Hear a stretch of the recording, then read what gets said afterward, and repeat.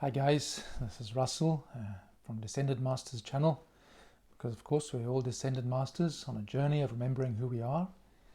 And today's subject is manifestation and creation, and particularly 5 good reasons why you don't get what you want to manifest. And it's also called them 5 positive reasons, because this is not about what are you doing wrong, it's about what are you doing right that will still result in you not receiving that which you are trying to manifest and create. And so this is very much aimed at those who are feeling that you're trying to do manifestation practices, trying to think positive, trying to visualize and imagine, but things are not working. So my point here is that there are several good reasons and positive reasons why you will not receive what you want. Okay, let's jump in. So the first point really to realize is that there are 2 locuses or loci of attraction or of creation. The one is the mind, the thinking mind, which is linked to and incorporates the ego, the sense of I, the sense of what I want, the sense of what I want to create. That is the one locus, and it is that part that is conscious, that is consciously aware of what it wants to create. Okay, that is the one. The next one, the second one, is the higher self. This is the expanded self, the you that is even now in resonating at the causal dimension and higher. It has a plan, an outline, should I say, for this life. It has an idea of a curriculum, or what it would love to experience. And this is held as a blueprint. And it is decided before your birth and can be updated with new information as you continue living, but is primarily decided on before birth.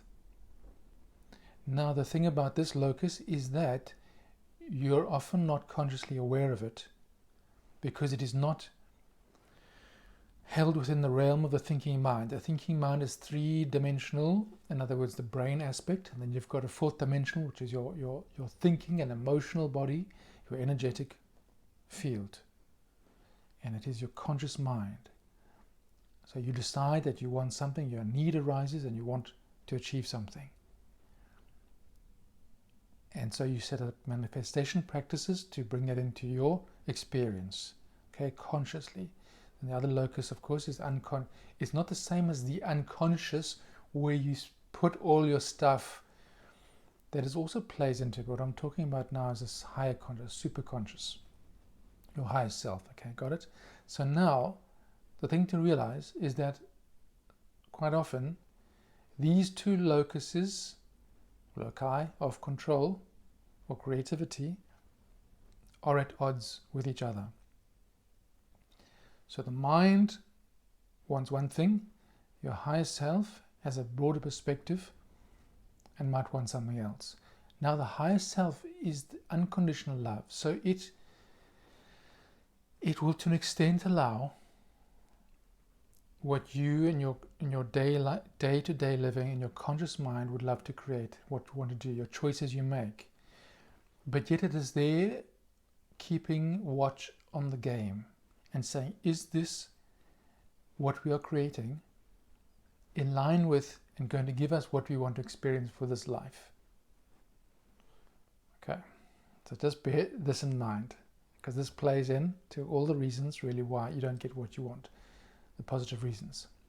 Okay, that's the background. So let's look at the reasons. I've noted them down here. Number 1 is not your theme. So theme is very much to do with your higher self's plan. I'm careful with the word plan, because it's not a carefully worked out plan, but it's more like the plan of influence and the arena in which you will play. So the theme comes into this. What is your theme? So what is your theme for this life? Now suppose that you are suppose that you want to live a life of like a monkish life, because you're quite familiar with it. You want to live a spiritual life, And for you, that perhaps might mean going to a monastery or just being very quiet and studying spiritual books and stuff. So you might intend this life. But what happens if, at a higher level, you have planned that you are very familiar with that spiritual life? You would actually like to experience, to play with money, business, enacting and being in the world. So in that sense, your higher self holds the memory, holds the idea of that theme. So things will direct you to live out that theme. So if you intend to manifest something that is not of that theme, it is not likely to be as supported by higher self, by the greater self. Okay, so that it becomes a tricky thing. What is your theme? And you only really discover that by trying things, and things don't work. The other tricky thing is that something that is your theme now could not be your theme later. So what you're doing, what works now, what has worked in the past, starts to no longer work. When that happens, you want to question, has my theme, have I moved on? Is a different theme wanting to play out now? Okay, so bear in mind theme. Number 2, it says not appropriate for your evolution. And this is quite similar to point number 1. Not appropriate for your evolution. So once again, higher self has, you've planned, it's you, it's all you, right? So you've planned what, from a higher perspective, what you think would give you the best path of evolution and growth for you. So you will be supported in those creations that foster that growth and that learning. And those creations that do not, it's almost like they don't get juice from the universe. Unless higher self decides, well, we'll go with this creation because it will be an interesting learning opportunity. So what is your highest growth? Now here it's very difficult to know, because sometimes growth can be quite messy and be quite tricky, and you might not, although you've intended growth, it can be painful in the moment. So you're not going to intend it, but yet it might be necessary. So you might be wanting to create something that is an avoidance of the learning opportunity that you want to give yourself from a higher perspective. Okay, so start to tune into what is your evolution. Another thing you can look at, if you're into astrology, you can look at the North Node and South Node. South Node tells you more about where you've come from. It's past life things. It's almost like what you're familiar with, what you've already fairly well mastered. Your North Node is where you're going to. It is what you're less familiar with. Now, it stands to reason then that we're going to try and manifest that which we already know more of.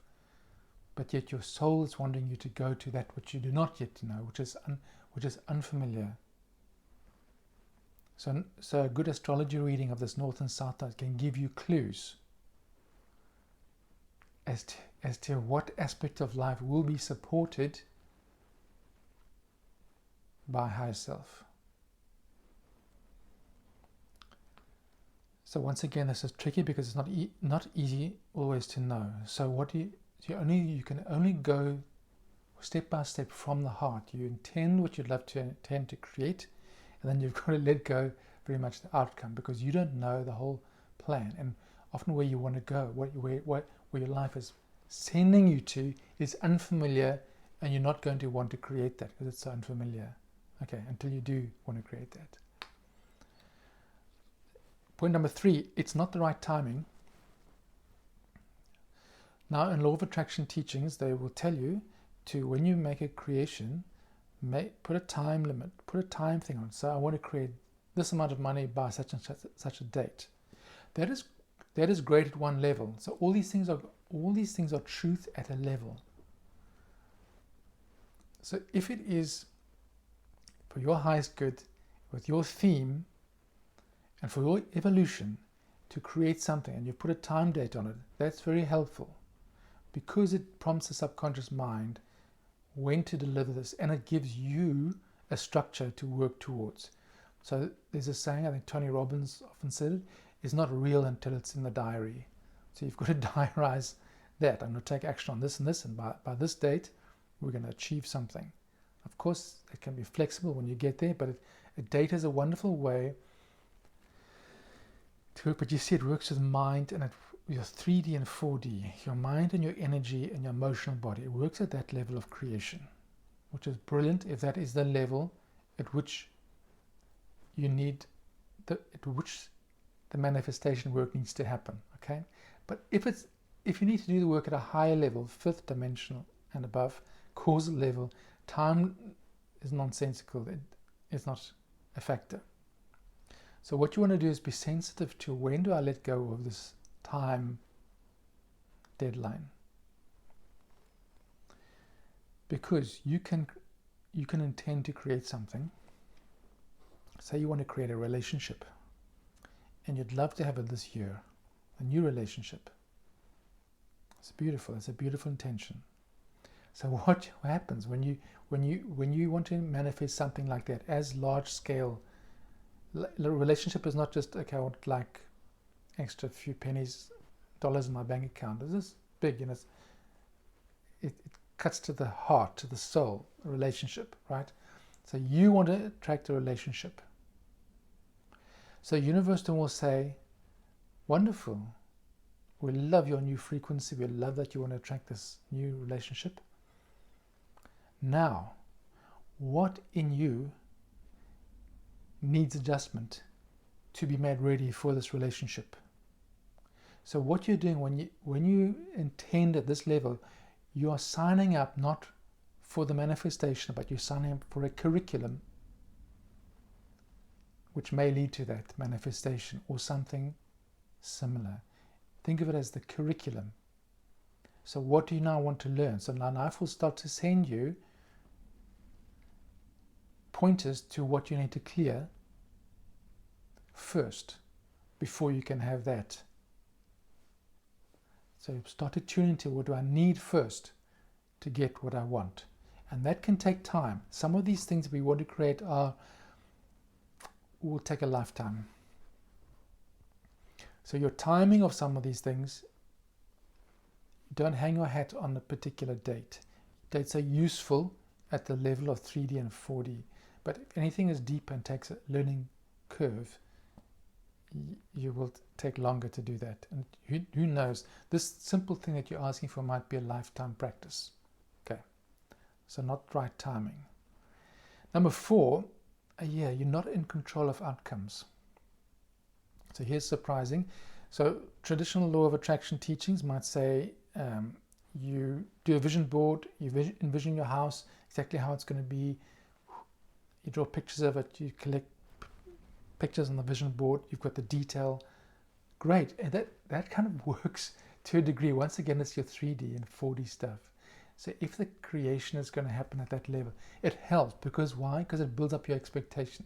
It helps you into the frequency. So if you make a vision board of the ideal place you'd love to live or your ideal relationship, as you're doing that, you're generating a frequency that is aligned with that creation in the now.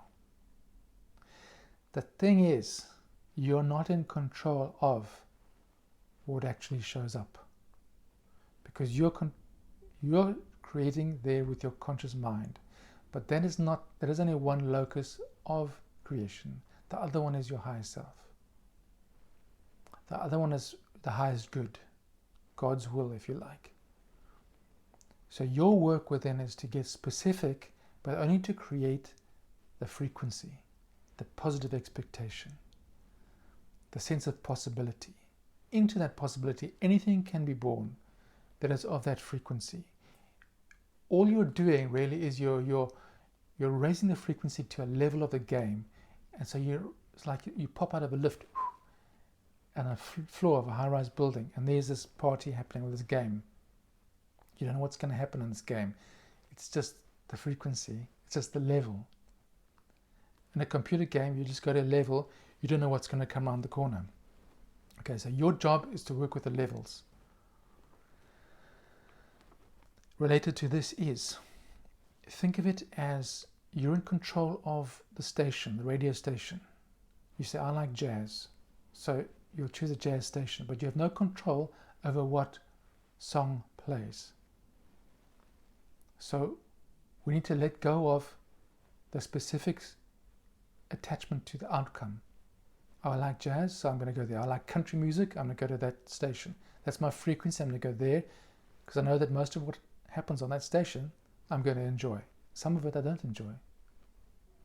Okay, so it's letting go. And once again, it comes into the principle of dependence. If you are overly dependent on an outcome, and it is your high self's desire that you in this lifetime now begin to relinquish the attachment to outcome, it can frustrate you by not giving that, because it is time for you to let the outcomes go. At another stage of evolution, when it is helpful to have outcomes and to be a manifestor and a creator, it is very helpful to have those outcomes because that is appropriate for that stage of evolution. So we've got to look here, what comes into it is your stage of evolution. And is it right for you now to receive those things that you have wanting to create? Because from where you've been before, it's been a victim. You're rising from a victim into empowerment. And now at an empowerment stage, it is appropriate for you to receive that which you have intended to create. You're building an empire, building material things, and you're getting a sense of, I am powerful. I can create. I am a manifestor. Which is beautiful at that stage. There comes a point when that stage now is no longer the highest truth for you. What is beyond that is a stage of surrender. Now your higher self, your guiding light, will bring you to those experiences of frustration of the outcome, because it is time for you to learn that there's something beyond outcomes and beyond your intentions, and that you really have very little control, pretty much no control, over what really shows up. And that is the path of surrender, which is in fact quite a difficult path, because the map is not given. And you might see people out there who call themselves manifestors. So don't judge yourself because you're not manifesting like them. It suits their sole purpose to receive the manifestations of what they intend. That is their soul journey. That is their point. You might be expressing a different place in the game, a different lesson. So your lesson will be about surrender and being present, being in the now, finding the joy in this moment as it is. Eckhart Tolle talks at this level.